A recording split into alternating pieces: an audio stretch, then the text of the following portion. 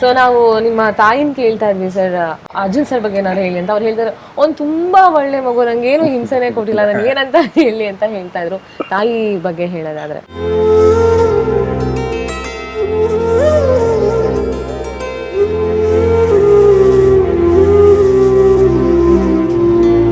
ತಾಯಿ ಬಂದು ಭಾಳ ಚಿಕ್ಕ ವಯಸ್ಸಲ್ಲಿ ಅವರು ನಮ್ಮ ತಂದೆ ಹೋದ್ಮೇಲೆ it is very tough as a woman.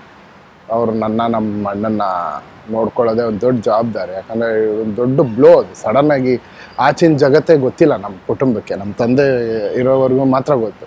ಅವ್ರು ಹೋದ್ಮೇಲೆ ಇಡೀ ಪ್ರಪಂಚ ಆವಾಗ ನಾವು ನೋಡೋಕ್ಕೆ ಸ್ಟಾರ್ಟ್ ಆಗಿದೆ. ನಮ್ಮ ತಾಯಿನೂ ಅದೇ ರೀತಿಯೇ.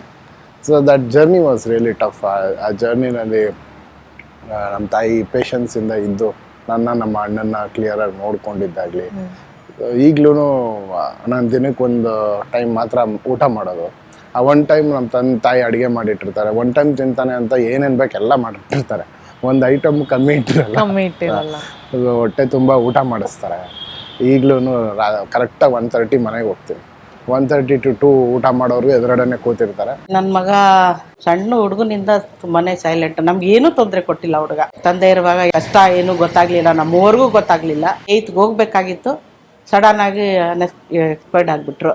ತುಂಬಾ ಕಷ್ಟದಿಂದಾನೇ ಅವರು ಇವ್ರನ್ನ ಕೇಳ್ಕೊಂಡು ಈ ಲೈನ್ ಬಂದ. ಒಂದು ಸ್ವಲ್ಪ ನಾನ್ ವೆಜ್ ಪ್ರಿಯ. ಚೆನ್ನಾಗಿದೆಯೇನೋ ಅಂತ ನಾವು ಕೇಳಿದ್ರೆ ಸೂಪರ್ ಆಗಿದೆ ಮಮ್ಮಿ, ಚೆನ್ನಾಗಿದೆ ಅಂತಾನೆ ಹೇಳೋದು. ಯಾರಿಗೂ ಮನ್ಸು ನೋಯಿಸಲ್ಲ. ಫಸ್ಟ್ ಡೈರೆಕ್ಷನ್ ಫಿಲಮ್ ಮಾಡ್ತಿದ್ದಾನೆ 45 ಅಂತ. ಮೊಬೈಲೆಲ್ಲ ಚಿಕ್ಕದಾಗಿ ನೋಡಿದೆ. ತುಂಬಾ ಚೆನ್ನಾಗಿ ಬರ್ತಿದ್ದೆಪ್ಪ ಫಸ್ಟ್ ಫಿಲಮ್. ನಾನು ಪ್ರೌಡ್ ಆಫ್ ಯು.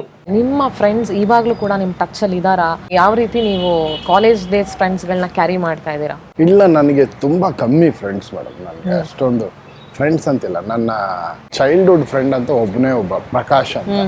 ಸೊ ಅವ್ರು ನನ್ನ ಮನೆ ಎದುರುಗಡೆನೇ ಇದ್ದಾರೆ. ಕಾಲೇಜ್ ಅಂತ ನನಗೆ ಫ್ರೆಂಡ್ಸ್ ಇದ್ರು, ಬಟ್ ಎಲ್ಲರೂ ಈಗ ಟಚ್ ಅಲ್ಲಿ ಇಲ್ಲ. ಅಶ್ವಿನ್ ಅಂತ ಒಬ್ಬ ಇದ್ದಾನೆ. ಸೊ ಪ್ರಕಾಶ್ ಅನ್ನೋರ ಬಗ್ಗೆ ಹೇಳ್ತಾ ಇದ್ರಿ. ಪ್ರಕಾಶ್ ಅವ್ರು ಕೂಡ ನಿಮ್ ಬಗ್ಗೆ ಬೇಕಾದಷ್ಟು ಸೀಕ್ರೆಟ್ಸ್ ರಿವೀಲ್ ಮಾಡಿದ್ದಾರೆ. ಸೊ ಅದೊಂದು ಅವರು ಕೂಡ ಮಾತಾಡಿದ್ದಾರೆ, ಅದ್ರ ಬಗ್ಗೆ ನಾವು ನೋಡ್ಕೊಂಡು ಬರೋಣ. ನನ್ನ ಹೆಸರು ಪ್ರಕಾಶ್ ಅಂತ ಹೇಳಿ.